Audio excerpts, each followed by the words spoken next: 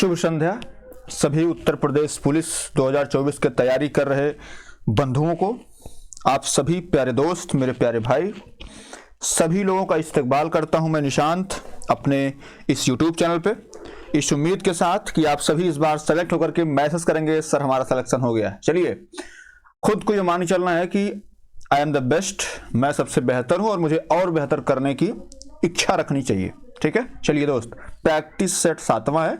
एकमात्र निवेदन, अगर आप चैनल पर नए हैं तो चैनल को सब्सक्राइब कर लीजिएगा, लाइक कर लीजिएगा, ठीक है, और वीडियो देखिए, अच्छी लगे तो शेयर कर लीजिएगा। चलिए दोस्त, लेते हैं पहला प्रश्न।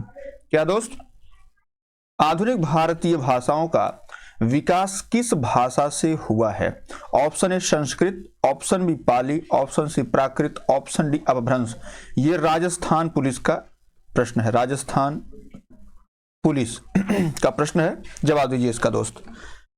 इसका जवाब आपको देना है कि आधुनिक भारतीय भाषाओं का विकास जो है ये किससे हुआ है। ये महत्वपूर्ण प्रश्न इसलिए भी है क्योंकि जो आपको आ रहा है वो गलत है, अभी से बता दे रहा हूं।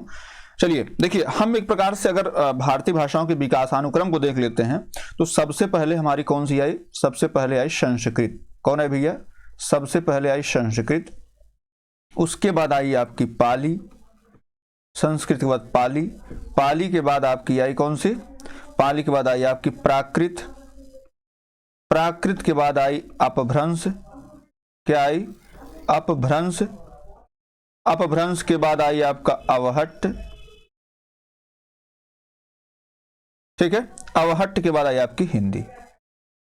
अब हिंदी प्राचीन और नवीन दोनों उसमें आते हैं। जैसे संस्कृत है, संस्कृत से सबसे पहले कौन सी आई? वैदिक संस्कृत, और उसके बाद जो है आई आपकी, वैदिक के बाद आई आपकी लौकिक, और लौकिक के बाद आपकी संस्कृत आती है। तो इस प्रकार से विकासानुक्रम रहा है। आपको पता है संस्कृत के विषय में कई सारे प्रश्न आ चुके हैं। जैसे संस्कृत को हिंदी की आदि जननी कहा जाता है। क्या? हिंदी की आदि जननी कहा जाता है। संस्कृत को हिंदी की उत्तराधिकारिणी भाषा कहा जाता है। क्या? उत्तराधिकारिणी भाषा कहा जाता है। हिंदी संस्कृत को जो है हिंदी की आर्य भाषा कहा जाता है, इसको आर्य भाषा भी कहा जाता है, और इसी को जो है देव भाषा भी कहा जाता है। संस्कृत, ये सारे प्रश्न आ चुके हैं। देव भाषा किसे कहा जाता है, आर्य भाषा किसे कहा जाता है, उत्तराधिकारिणी भाषा किसे कहा जाता है, आर्य किसे कहा जाता है। ठीक है, अब इसमें जैसे रामायण का एक बार प्रश्न आया था कि रामायण किस भाषा में रचित है, तो आपका जो रामायण है ये संस्कृत भाषा में रचित है। आपसे पूछ लेगा था महाभारत जो है ये किस भाषा में रचित है, तो आपका महाभारत जो है ये भी आपका संस्कृत में रचित है दोस्त। ठीक है, ऐसे अभिज्ञान शाकुंतलम किरातार्जुनीयम जो भारवी की है सब ये संस्कृत में ही रची गई। ठीक है दोस्त, चलिए पाली के विषय में जान लेते हैं। पाली क्या है? ये प्रथम देश भाषा। क्या है? प्रथम देश भाषा है ये। गौतम बुद्ध ने सर्वाधिक उपदेश जो है वो पाली में दिया है। ठीक है, प्राकृत में, तो प्राकृत जो है ये महावीर स्वामी ने इसमें अपना उपदेश दिया है प्राकृत में। अपभ्रंश की बात कर लेते हैं दोस्त। तो अपभ्रंश जो है इसका जो अर्थ होता, अपभ्रंश मतलब होता गिरा हुआ। क्या? गिरा हुआ, या इसका बोलते हैं पतन, है ना। तो अब समझिएगा, गिरा हुआ या पतन।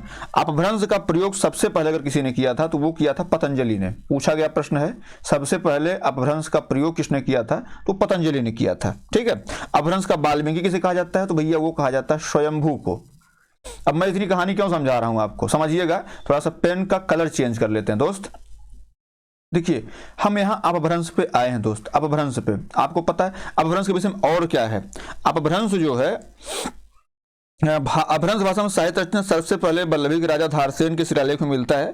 अपभ्रंश का पहला प्रबंध काव्य जो है, ये भी पूछा गया प्रश्न है यूपीएसआई का कि भाई प्रबंध काव्य कौन सा है, तो भविष्यत कहाँ है। ठीक है, अब देखिए आधुनिक भारतीय भाषाओं का विकास जो है, क्या?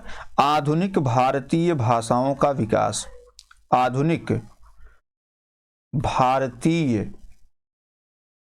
भाषाओं का विकास जो है, भाषाओं का विकास ये किससे हुआ है? अपभ्रंश से हुआ है।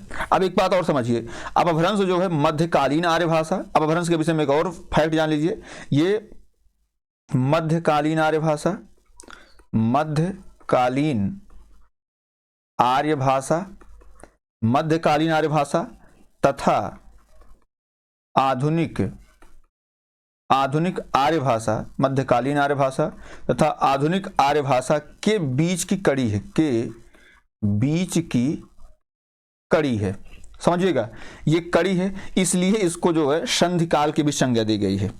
धीरेन्द्र शास्त्री, जो धीरेन्द्र वर्मा है, उन्होंने आदिकाल को अपभ्रंश काल कहा है और अपभ्रंश काल को संधि काल भी कहा जाता है, तो ये भी समझिएगा। अब थोड़ा सा अवहट्ट की भी हम जान लेते हैं। भाई अवहट्ट का सर्वप्रथम प्रयोग विद्यापति जो है उन्होंने किया था, ठीक है, मैथिली कोकिला जिनको कहा जाता है। बात क्लियर है? तो यहां से आप समझिए कि भाई अवहट्ट हो गया, उसके बाद हिंदी आ जाती है। हिंदी के विषय में पढ़ लेते हैं। तो भैया अगर आपसे कोई पूछे कि आधुनिक भारतीय भाषाओं का विकास किस भाषा से हुआ है, तो आप क्या जवाब देंगे? प्राकृत से। अगर आपसे पूछे कि हिंदी का विकास किससे हुआ है, तो आप बताएंगे संस्कृत से हुआ है। प्रथम देश भाषा कौन है? पाली है। मामला समझ में आ गया? तो इस प्रश्न का जवाब ऑप्शन नंबर सी होगा। चलिए दोस्त आगे बढ़ते हैं। हिंदी किस भाषा का शब्द है? Option A Sanskrit, option B Hindi, option C Irani, option D Farsi. यहाँ पे आप लिखिए हिंदी। क्या लिखेंगे सर? सबसे पहले यहाँ लिख लीजिए हिंदी। अब हिंदी के विषय में क्या है? भारतवर्ष के लिए जो हिंदी का सबसे पहले प्रयोग अगर सुझाया था किसी ने कि भाई हिंदी होनी चाहिए जो भारत की भाषा है, तो वो सुझाया था ईश्वर चंद्र विद्यासागर ने। किसने? ईश्वर चंद्र विद्यासागर। और इनके साथ और कौन थे भैया? ये थे और राजा राम मोहन राय। राजा राम मोहन राय थे। मामला क्लियर है? हिंदी जो भाषा है, इसमें जो फैक्ट है वो आप नोट डाउन करते जाइए। पहली बात ये कि यह जो है फारसी भाषा का शब्द है। किस भाषा का शब्द है? फारसी भाषा का शब्द है। ये आपके यूपी टीटी एग्जाम में आया था। अब प्रश्न पूछा गया किसने दिया ये शब्द जो है, किसके द्वारा दिया गया? तो ये दिया गया। किसने दिया? तो ये दिया ईरानियों ने। किसने? ईरानियों ने ये शब्द दिया, ठीक है। कितने राज्यों में बोली जाती है? कितने राज्यों में बोली जाती है? तो भैया कितने राज्यों में बोली जाती है अगर आपसे पूछा जाएगा तो ये बोली जाती है 8 राज्य और एक जो है केंद्र शासित प्रदेश है। केंद्र शासित प्रदेश है, ठीक है। कितने राज्यों में? तो 8 राज्य, केंद्र शासित प्रदेश एक है। आपको ये भी पता है कि भाई जो है हिंदी के लिए राजभाषा आयोग जो गठित किया गया, क्या? राजभाषा आयोग। ये संविधान का भी प्रश्न और हिंदी में पूछा जाता है। राजभाषा आयोग, तो इसका प्रावधान जो है, जैसे आपको पता है कि भाई भाषा के लिए 343 से लेकर के 351 तक पूरा प्रावधान है, लेकिन राजभाषा आयोग का प्रावधान किस में दिया गया ये पूछा जाता है। तो ये दिया गया है 344 में और 344 के 4 में दिया गया है 344। और राजभाषा आयोग का गठन किसकी अध्यक्षता में हुआ था? बीजी खरे के अध्यक्षता में हुआ था। कब हुआ था भैया? तो ये हुआ था 7 जून 1956 को हुआ था। बात क्लियर है? और 31 जुलाई 1956 को इन्होंने अपना प्रतिवेदन जो है ये प्रस्तुत किया था। तो बताओ भैया हिंदी किस भाषा का शब्द है? ऑप्शन आपको मिल गया, हिंदी जो है ये फारसी भाषा का शब्द है। ऑप्शन डी बिल्कुल सही जवाब। चलिए दोस्त आगे बढ़ते हैं। तीसरा प्रश्न लेते हैं, माफ करिएगा। भाषा की सबसे छोटी सार्थक इकाई है? Option A word, option B शब्द, ऑप्शन सी वाक्य, ऑप्शन डी है वाक्यांश। बताइए सर इसका सही जवाब क्या होगा? थोड़ा सा हम इसका विकासानुक्रम आपको बताते हैं। अच्छा, सबसे पहले भाषा, आप शब्द लिखा है आपने भाषा, तो भैया भाषा है क्या? तो सबसे पहले समझिए भाषा जो है, भाषा ये जो शब्द है ये भास धातु से बना है। किस धातु से? भास धातु से बना है, और जिसका अर्थ है वाणी की अभिव्यक्ति। क्या? वाणी की अभिव्यक्ति। ये भी प्रश्न पूछा हुआ है, वाणी की अभिव्यक्ति। तो भाषा होती क्या है? उच्चरित ध्वनि संकेतों की सहायता से भाव या विचार की अभिव्यक्ति क्या कहलाती है? भाषा कहलाती है। अब बताइए इसकी सबसे छोटी इकाई क्या है? अब जैसे भाषा कई रूप ना, बोली है, परिनिष्ठित भाषा है, राष्ट्रभाषा है, लेकिन इसका बेसिकली सार्थक इकाई अगर हम इस पर चर्चा करते हैं, अगर इसका विकासानुक्रम देखें तो सबसे पहले आती है आपकी ध्वनि, या इसको या वर्ण बोल देते हैं, ठीक है। इसके बाद आपका आता अक्षर जो छरित ना हो। उसके बाद आता है आपका शब्द। क्या आता है? शब्द। इसके बाद आता है शब्द या इसको पद, और इसके बाद आता है आपका पदबंध। क्या आता है? पदबंध आता है। इसके बाद आपका उपवाक्य आता है, और इसके बाद आपका क्या आता है भैया? वाक्य आता है। ये कहानी इतनी है ध्वनि वर्ण अक्षर शब्द पद पदबंध हो इसकी। भाषा की सबसे, अगर हम बात कर लें सबसे छोटी मौखिक इकाई की, क्या? सबसे छोटी मौखिक इकाई तो ध्वनि है, और सबसे छोटी अगर हम लिखित इकाई की बात करें तो वो आपका वर्ण है। बात क्लियर है। तो सबसे छोटी, अगर सबसे छोटी, लेकिन अगर यहीं पे बात कर ले कि भाई सबसे छोटी सार्थक जो अर्थ दे, जैसे अक्षर का हमने मान लीजिए रकम को हम लिख दें मतलब ऐसे लिख दें, जैसे मान लीजिए मेरा नाम निशांत है तो न सत्ती लिख दें, कोई अर्थ निकलेगा? नहीं निकलेगा। तो उसी प्रकार से अक्षर का कोई यूज नहीं है। अगर हम यहाँ पे बात कर ले शब्द की, तो सबसे छोटी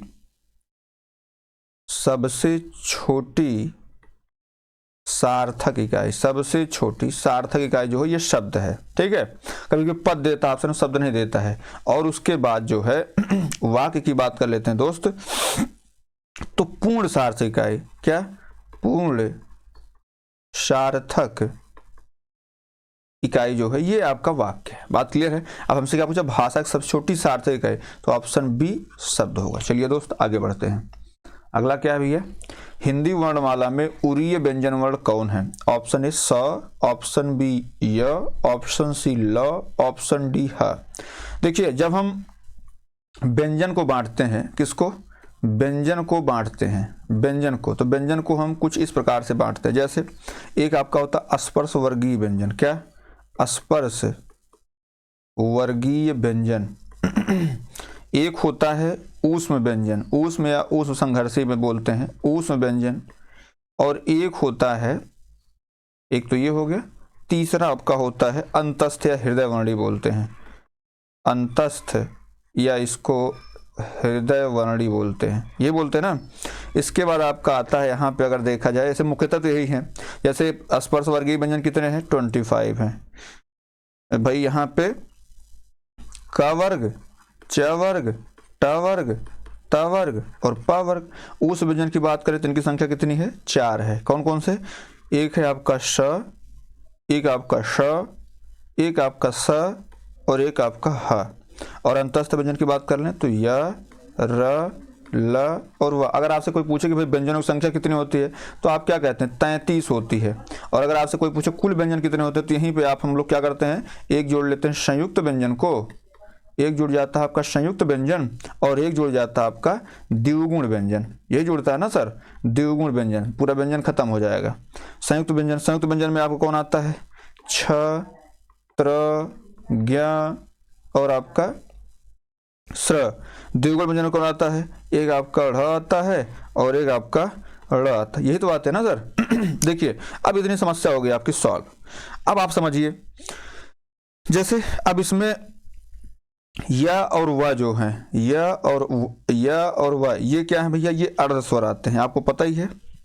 जो र है, र और ल, जैसे अगर बात कर लें कि र क्या होता है, तो भैया आपको पता है र जो होता है ये लुंठित होता है, लुंठित या इसको प्रकंपित बोलते हैं। क्या बोलते हैं? लुंठित या प्रकंपित।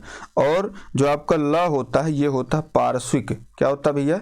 ये होता है आपका पार्श्विक। तो लुंठित या प्रकंपित या इसको पार्श्विक बोलते हैं। तो ये आपका अंतस्थ इसमें हो जाता है, अंतस्थ व्यंजन या हृदय वर्णी व्यंजन के पार्ट में ऐसे कैटेगराइज कर लेते हैं इसको। अब यहाँ पे बात करते हैं, तो ये जो आपका यहाँ पे पेन चेंज करते हैं दोस्त। यहाँ पे जो आपको ह दिख रहा है, ह के कई नाम है। जैसे वैसे तो कई नाम है, आप कुछ नाम जान लीजिए। इसको काकल्य वर्ण भी बोलते हैं। क्या?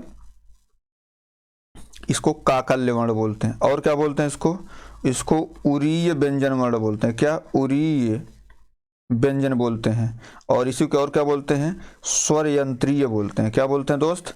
स्वर यंत्रीय वर्ण, स्वर यंत्रीय वर्ण बोलते हैं। उरीय व्यंजन, काकल्य वर्ण और स्वर यंत्रीय वर्ण, ये बोला जाता है।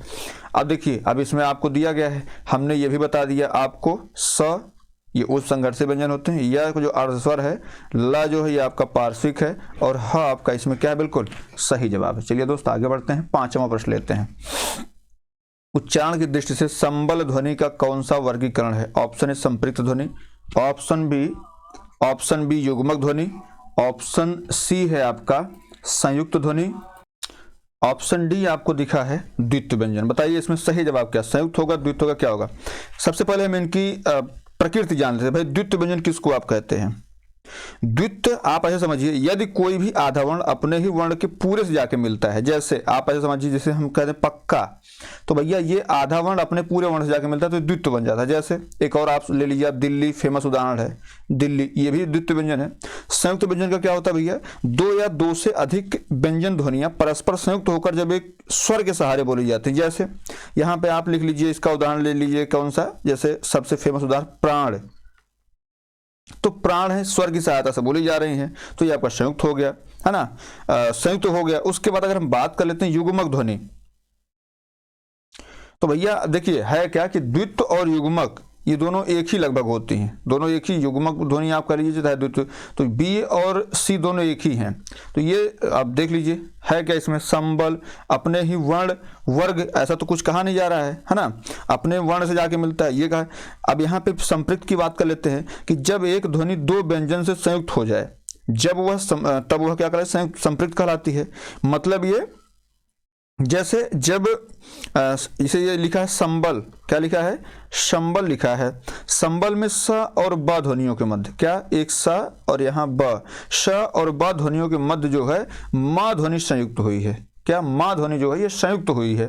तो भैया जब एक ध्वनि दो व्यंजनों से संयुक्त हो जाए तब वह संपृक्त कहलाती है, जैसे संबल, ठीक है। तो ये भैया आपका संपृक्त ध्वनि का उदाहरण है, ऑप्शन ए जो है बिल्कुल सही जवाब है, संपृक्त ध्वनि, संबल जो है ये संपृक्त ध्वनि का उदाहरण है। चलिए आगे बढ़ते दोस्त, उत्पत्ति के आधार पर शब्द के कितने भेद हैं, क्या, उत्पत्ति के आधार पर शब्द के कितने भेद हैं, ये आपसे पूछा गया है, बताइए इसका सही जवाब क्या होगा। शब्द के आधार पर जो क्या, उत्पत्ति के आधार पर, ऑप्शन ए दिया है, option A 3, option B 4, option C 2, option C 1। देखिए होता क्या है, इस शब्दों के सार्थक जो वर्गीकरण है इसमें 3-4 पूछे जाते हैं, आपसे मैं चारों बता दे रहा हूं। जैसे आपसे पूछा जाता है रचना, व्युत्पत्ति, रचना व्युत्पत्ति या बनावट के आधार पर, बनावट के आधार पर जो है कितने होते हैं, तो रचना व्युत्पत्ति या बनावट के आधार पर जो होते हैं वो 3 होते हैं। कौन कौन से होते हैं भैया, एक होता है आपका रूढ़ शब्द, क्या होता है, एक आपका रूढ़ होता है, दूसरा क्या होता है, योग रूढ़ होता है, क्या होता है, योग रूढ़ होता है, योग रूढ़, योग रूढ़ होता है, ठीक है। और तीसरे नंबर पे आता है आपका यौगिक, क्या आता है, यौगिक आता है। तो रूढ़ शब्द ऐसे शब्द जिनका सार्थक खंड क्या होता है, नहीं होता है, जैसे आप कह सकते हैं घोड़ा, ठीक है। योग रूढ़ क्या होता है, ऐसे शब्द जो यौगिक तो हैं किंतु सामान्य अर्थ को न प्रकट करके किसी विशेष अर्थ को प्रकट करते हैं, जैसे पंकज, पंकज, पंक धनज अर्थात कीचड़ में जन्मा हुआ अर्थात कमल, है ना। यौगिक की बात कर लेते हैं तो भैया ऐसे शब्द जिनका सार्थक खंड हो सकता है, जैसे आप एक उदाहरण ले लीजिए, विद्यालय, विद्याधनालय, विद्या का घर, है ना। अब अगर बात कर लेते हैं दूसरा, एक पॉइंट ये हो गया, दूसरा पॉइंट क्या होता है भैया, दूसरा आपसे यही जो पूछा गया है उत्पत्ति, इसी में और बनावट करके क्या पूछ सकते हैं, उत्पत्ति पूछे या स्रोत के आधार पर, क्या, उत्पत्ति के आधार पर या स्रोत के आधार पर जो है ये 4 प्रकार के होते हैं। कौन कौन से, एक तो आपका तद्भव होता है, एक तद्भव, तत्सम, तद्भव, तत्सम, देशज और विदेशज, देशज और विदेशज ये होते हैं। और आपसे क्या पूछा जा सकता है, और आपसे पूछा जाता है तीसरा, प्रयोग या रूप के आधार पर, क्या, प्रयोग या रूप के आधार पर, प्रयोग या रूप के आधार पर ये पूछा जाता है आपसे। तो ये आपका 2 प्रकार का होता है, कौन कौन सा, एक होता है विकारी, एक आपका होता है विकारी और एक होता है आपका अविकारी, ठीक है। और अगर आपसे पूछे भाई अर्थ के आधार पर, तो आप बताते हैं सार्थक होता है, निरर्थक होता है। हमसे क्या पूछा गया है, उत्पत्ति के आधार पर, तो बताओ भाई उत्पत्ति के आधार पर कितने, 4 है, ऑप्शन बी क्या है, बिल्कुल सही जवाब। चलिए आगे बढ़ते हैं दोस्त, 7वां प्रश्न लेते हैं। थोड़ा शब्द का तत्सम रूप होगा, एक एक करके हम लोग पढ़ लेते हैं। लघुक शब्द जो दिया है, ऑप्शन सी नखहरण दिया, ऑप्शन बी स्तोक दिया है, ऑप्शन सी किंचित दिया है। तो भाई किंचित का तद्भव क्या होगा, किंचित का तद्भव जो होता है ये कुछ होता है, क्या होता है, कुछ होता है। लघुक का क्या होगा भाई, अगर आप लघुक सोच रहे हैं तो ये लघुक का जो तत्सम होगा वो हल्का होगा। नखहरण का तद्भव क्या होगा, तो ये आपका नखहरण का नहना होगा, क्या, नहना होता। और अस्तोक जो है बिल्कुल सही जवाब है, थोड़ा का तत्सम क्या होगा, अस्तोक होगा। चलिए दोस्त आगे बढ़ते हैं। अगला क्या भैया, बक्सर का युद्ध 1764 में हुआ था, रेखांकित वाक्यांश है। व्यक्तिवाचक संज्ञा, जातिवाचक संज्ञा, भाववाचक संज्ञा, समूहवाचक संज्ञा। बताइए इसका सही जवाब क्या होगा दोस्त। देखिए अगर हम बात कर लेते हैं संज्ञा शब्द की, तो आपको पता है संज्ञा जो शब्द है, संज्ञा किसी वस्तु, व्यक्ति, स्थान अथवा नाम को संज्ञा कहते हैं। संज्ञा के मुख्यतः कितने भेद हैं, मुख्यतः 3 भेद हैं। मुख्यतः 3 भेद हैं। कौन कौन से 3 भेद भैया, एक तो आपका जो है व्यक्तिवाचक, जैसे मुख्यतः 3 भेद होते हैं, एक तो आपका व्यक्तिवाचक आता है, ये भी पूछा जाता है कौन कौन से मुख्यतः भेद हैं। एक आपका व्यक्तिवाचक है, दूसरा आपका जातिवाचक है, कौन है, जातिवाचक, व्यक्तिवाचक, जातिवाचक, और तीसरा होता है भाववाचक।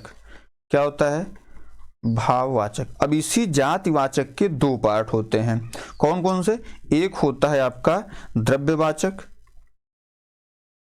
एक होता है आपका द्रव्यवाचक, और एक होता है आपका समूहवाचक। क्या होता है, एक समूहवाचक। ये मतलब अगर आपसे कोई पूछे कि मुख्यतः कितने भेद, 3 भेद, और कुल कितने भेद, अगर आपसे कुल पूछे तो आप कितना बताएंगे, 5 बताएंगे। मामला क्लियर है। अब ऐसे द्रव्यवाचक संज्ञा और समूहवाचक संज्ञा जो है जातिवाचक संज्ञा के रूप में ही कभी कभी प्रदर्शित हो जाते हैं। अब व्यक्तिवाचक संज्ञा की परिभाषा आप समझिए कि जिन संज्ञा शब्दों से एक निश्चित व्यक्ति, वस्तु, स्थान का बोध होता है, उनको जो है हम व्यक्तिवाचक संज्ञा कहते हैं। जैसे व्यक्ति, दिशा, देश, राज्य, नगर, समुद्र, समाचार पत्र, जो भी महाकाव्य हैं, शरीर के अंग हैं, देशों के नाम हैं, जो भी ऐतिहासिक युद्ध है, घटनाएं, वो सभी किस्म व्यक्तिवाचक में आते हैं। जातिवाचक क्या होता है भैया, जिन संज्ञा शब्दों में एक प्रकार या वर्ग की वस्तुएं अथवा व्यक्तियों का बोध हो, उन्हें जातिवाचक संज्ञा कहते हैं। इनके अंतर्गत सभी संबंधित व्यवसायों, पदों, कार्यों का नाम, जैसे भाई, बहन, मंत्री, जुलाहा, ये सारे, मनुष्य, भैंस, नगर, ये सब क्या होते हैं, जातिवाचक में आते हैं। भाववाचक में होता है ऐसे संज्ञा शब्द जो किसी के भाव, गुण, धर्म, दिशा का भाव का बोध कराते हैं। ऐसे समझिए जिनको हम छू नहीं सकते हैं, वो क्या होते हैं, भाववाचक में होते हैं। समूहवाचक क्या होता है, जिन संज्ञा शब्दों से समूह या समुदाय का बोध होता है, समूहवाचक संज्ञा कराते हैं।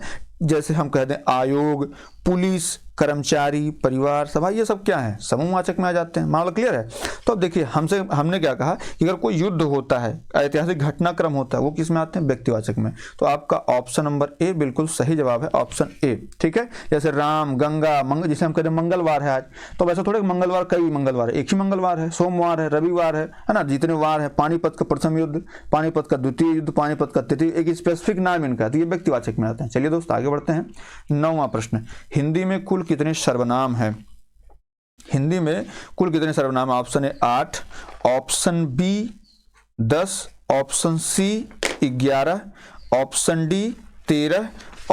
अब बताइए इसमें सही जवाब क्या होगा, कितने सर्वनाम हैं। जैसे सर्वनाम आपसे संख्या पूछता है, भाई अगर पूछ लेगा, आपको पता है कि सर्वनाम जो शब्द है, सर्वनाम बोले तो सबका नाम, ये भी पूछा गया है। सर्वनाम बोले तो सबका नाम, ये भी यूपीपी का प्रश्न है। सर्वनाम का अर्थ होगा तो सबका नाम। अब देखिए अगर हम आपसे ये कहते हैं कि जो है संज्ञा के स्थान पर प्रयुक्त होने वाले शब्द क्या कहलाते हैं, सर्वनाम कहलाते हैं। इस अगर आपसे पूछ लेगा भाई सर्वनाम के कितने भेद हैं, प्रकार कितने हैं, क्या प्रयोग के अनुसार कितने प्रकार हैं इसके, तो भैया आप कितना बताएंगे, 6 बताएंगे। क्या बताएंगे आप, ये भी थोड़ा सा हमको भी बता दीजिए, या आप नहीं पता है तो जान लीजिए, ये आपसे पूछा जाता है। एक होता है पुरुषवाचक, क्या होता है, एक होता है आपका पुरुषवाचक सर्वनाम, एक होता है आपका निजवाचक सर्वनाम। निजवाचक सर्वनाम वही मैं, आप, जो आप होता है। एक होता है निश्चयवाचक सर्वनाम, क्या, निश्चयवाचक सर्वनाम। एक होता है आपका अनिश्चयवाचक सर्वनाम, क्या, अनिश्चयवाचक सर्वनाम। एक होता है आपका संबंधवाचक सर्वनाम क्या होता है भैया, एक होता है आपका संबंधवाचक, और एक होता है आपका, माफ करिएगा, एक होता है आपका प्रश्नवाचक। क्या होता है, प्रश्नवाचक सर्वनाम, ये होता है। अब पुरुषवाचक सर्वनाम में इसके भी 3 पार्ट होते हैं। कौन कौन से भैया, एक होता है आपका उत्तम। उत्तम कौन होता है, उत्तम होता है मैं। ठीक है। मध्यम पुरुष एक होता है मध्यम पुरुष, मध्यम कौन होता है? तुम क्या हो? मध्यम हो। और अगर ये आपसे ये कहने कि भाई तीसरा पुरुष कौन है, तो एक होता है अन्य पुरुष। क्या होता है? अन्य पुरुष। ये कौन होता है भैया?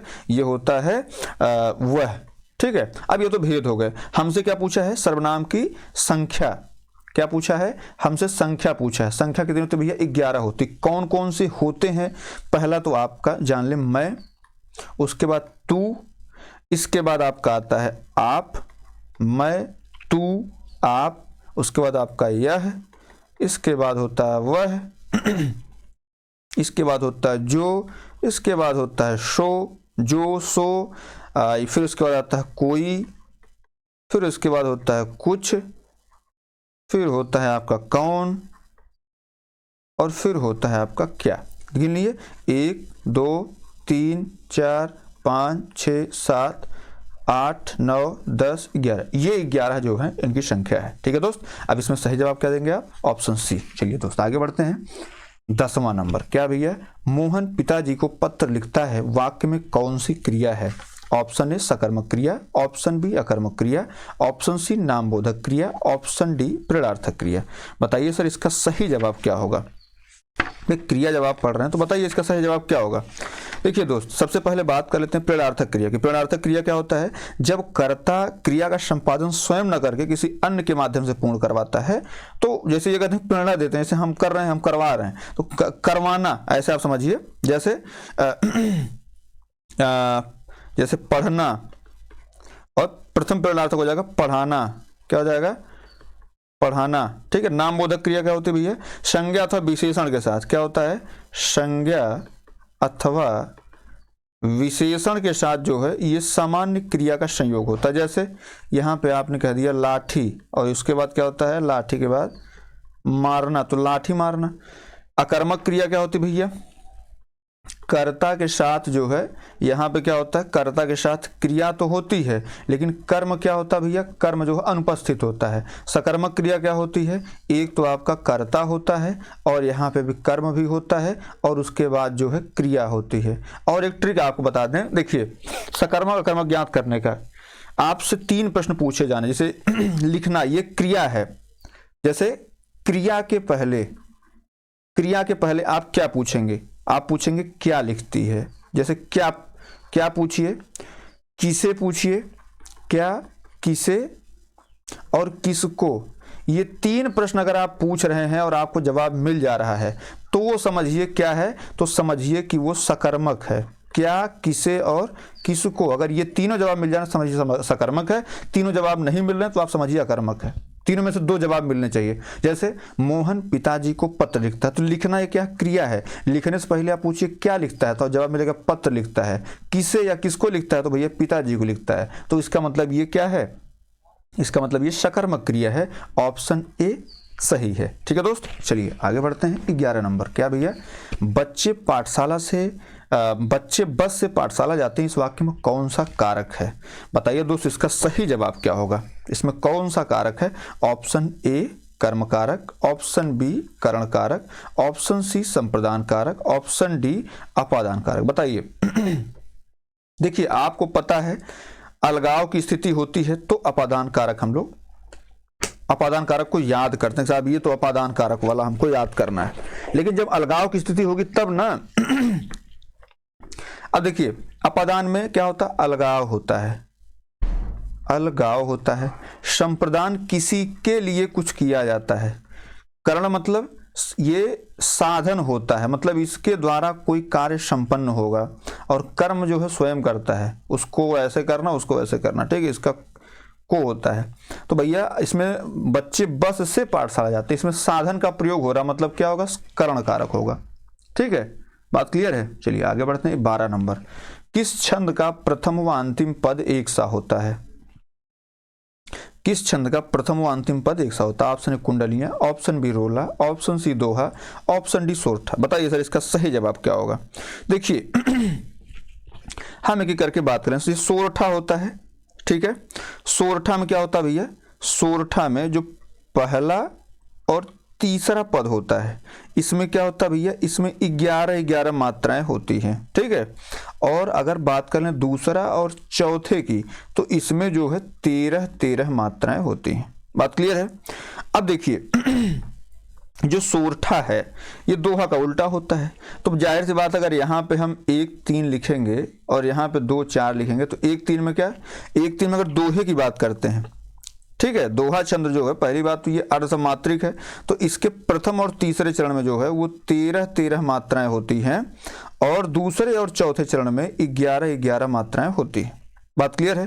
रोला छंद के 4 चरण होते हैं और प्रत्येक चरण में 11-13 के विराम से 24 मात्राएं होती हैं। प्रत्येक चरण में 4 चरण होता है इसका, ठीक है। अगर बात कर लें भाई जिसमें 2 चरण दोहा होता है, 2 चरण, जैसे अब यहाँ की बात करें कुंडलियां की, तो भाई कुंडलियां, और इसमें क्या होता है, 6 चरण होता है।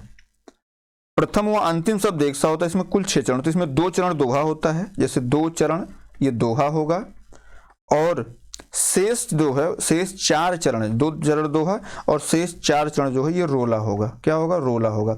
आप बताइए सर, इसका प्रथम व अंतिम शब्द एक सा होता है, इसका जवाब क्या देंगे आप?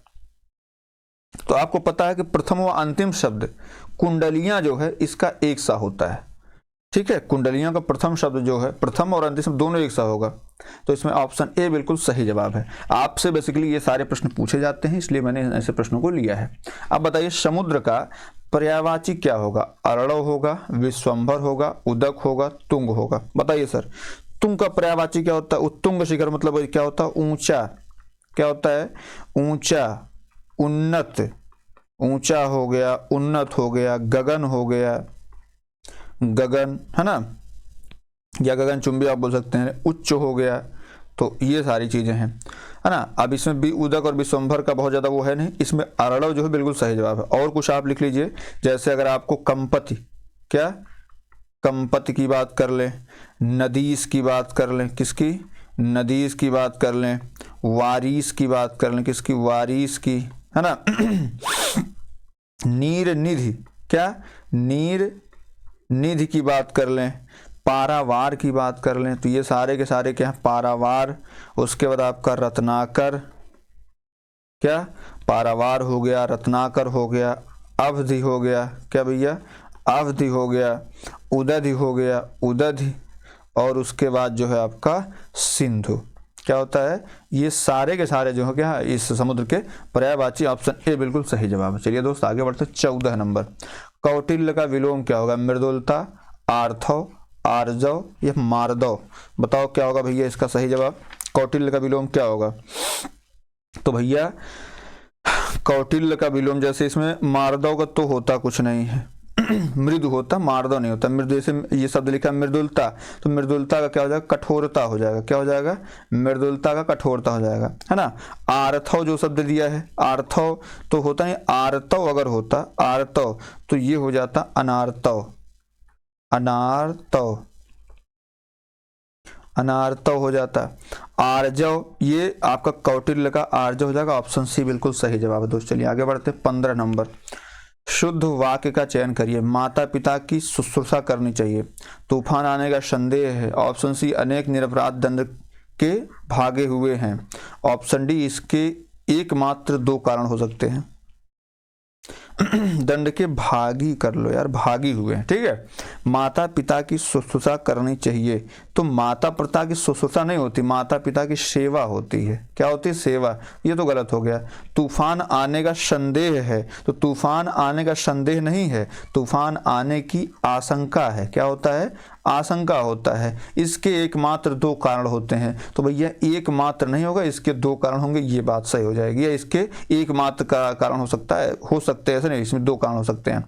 तो इसमें अनेक निरपराध दंड के भागी, ये गलत था, लेकिन इसको हमने सही बनाया, तो ऑप्शन सी बिल्कुल सही जवाब। चलिए दोस्त आगे बढ़ते हैं, 16 नंबर, निधन कलंक का सही शब्द कौन सा है? निष्कलंक, निष्कालंक, निष्कलंक, निष्कलंक। ये बताइए उसका सही जवाब क्या होगा?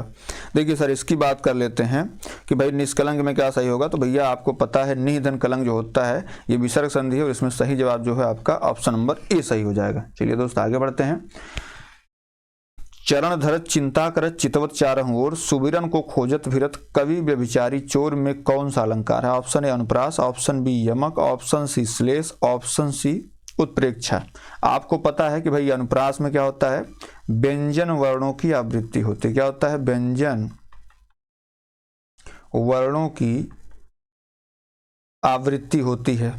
यमक में क्या होता है? शब्दों की आवृत्ति होती है, शब्दों की आवृत्ति होती है और अनेक अर्थ लेकर के आती है। उसके बाद उत्प्रेक्षा, उत्पन्न हुई इच्छा, मानो मनु मनहु, मानो मनु मनहु, जानो जनु जनहु, ये ऐसे आता है। अब श्लेष में क्या होता है भैया? एक शब्द के कई अर्थ होते हैं, एक शब्द के चिपके कई अर्थ होते हैं। ठीक है, तो भैया अब देखो इसकी बात चल रही है। श्लेष अलंकार इसमें बिल्कुल सही जवाब। कैसे? चरण धरत चिंता करत चितवत चारहु ओर, सुबरन। अब ये सुबरन को खोजत फिरत, सुबह कभी क्या खोजता है? अच्छा वर्ण खोजता है। व्यभिचारी अच्छा जो है जैसे अच्छा शब्द खोजता कवि, व्यभिचारी क्या खोजता है भाई?